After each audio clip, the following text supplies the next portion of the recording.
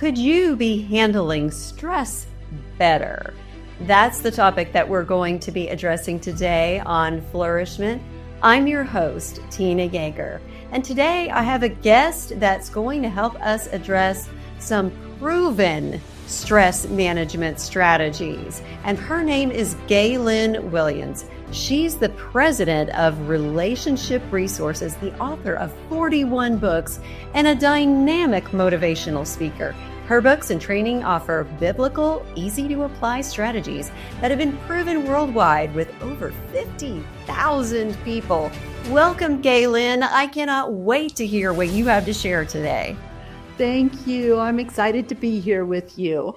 To relieve stress, we often turn to things that don't work, like shopping or eating. Some people drink. Some people go and do some things that are even worse to try to relieve stress.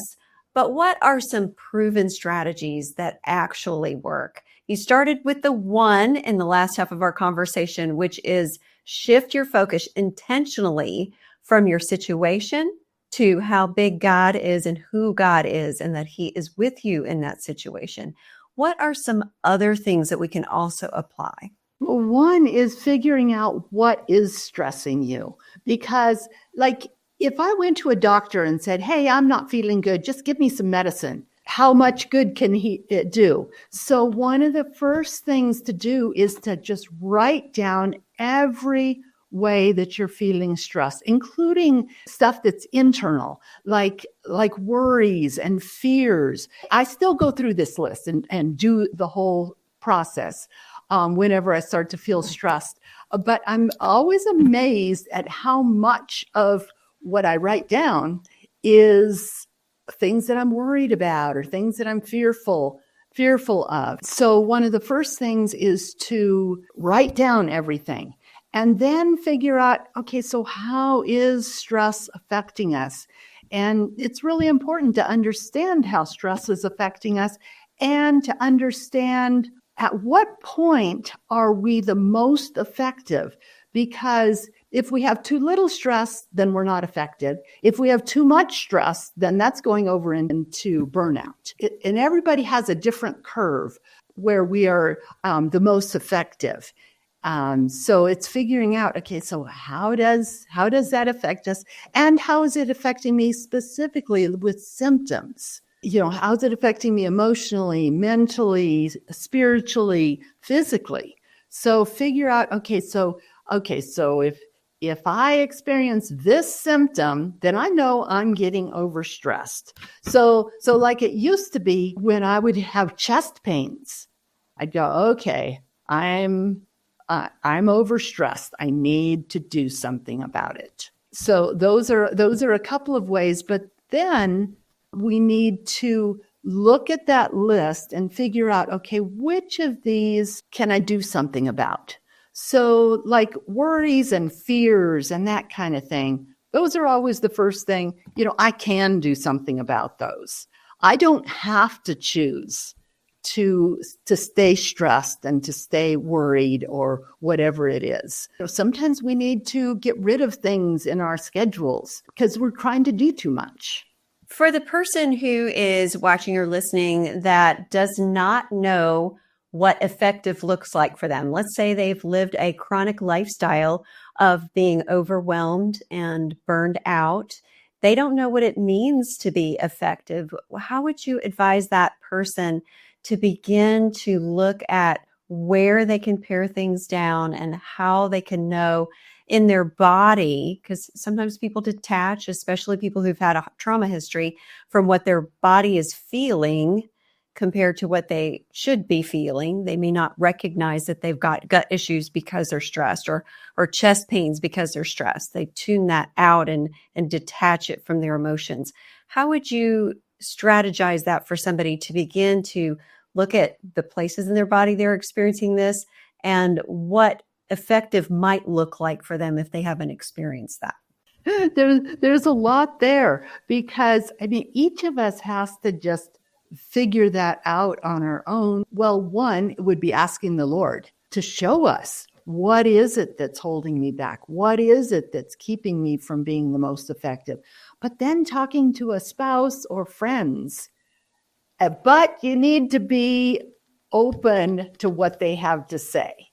And it needs to be a trusted friend, somebody that you know is not going to just like hit you over the head and say something that's unkind. But I really think that talking to a friend or a spouse or even a pastor or a counselor can help figure out, for one thing, what is keeping you from being the most effective and what does effective look like for you? And there's not like one answer. And I think it will take time as people begin to lower their stress to figure out, okay, so what does it look like for me to be the most effective?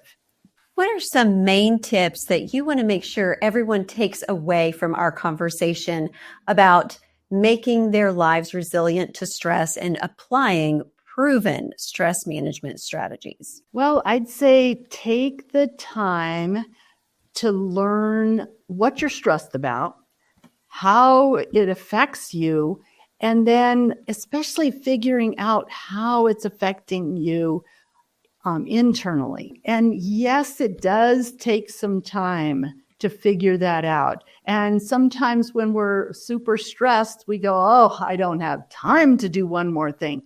And yet, if it will help you to be more effective in your relationships and in your ministry or work or whatever it is that you're doing, it is really worth it. Now, when I take people through the process, it takes a couple of hours to go through just training them on what stress is and how it affects us and all of that.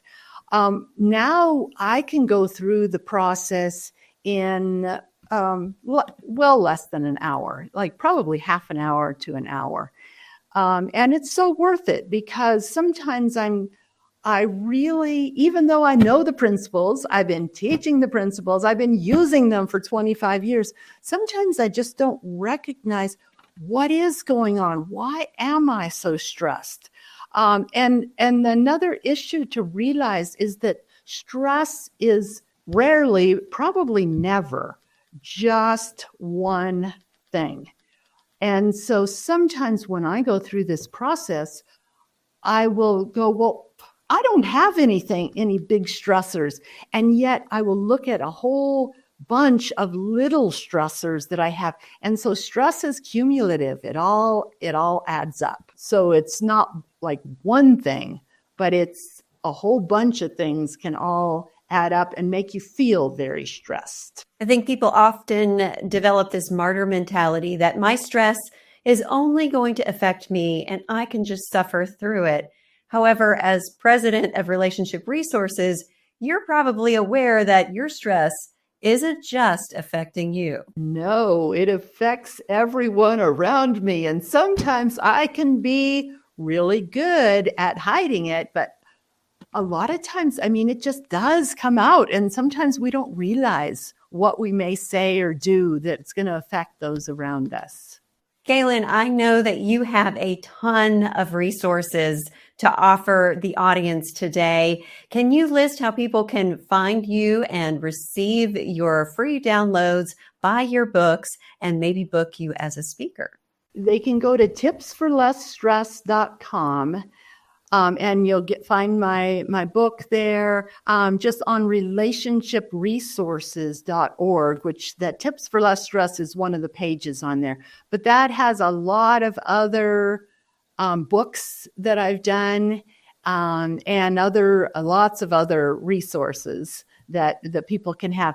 When you go to tipsforlessstress.com, one of the things that you can get on there is 52 free stress management tips that will come to you weekly in an email. There's very, very short little things that you can do quickly and easily to help lower your stress. So I encourage you to get those. They're free.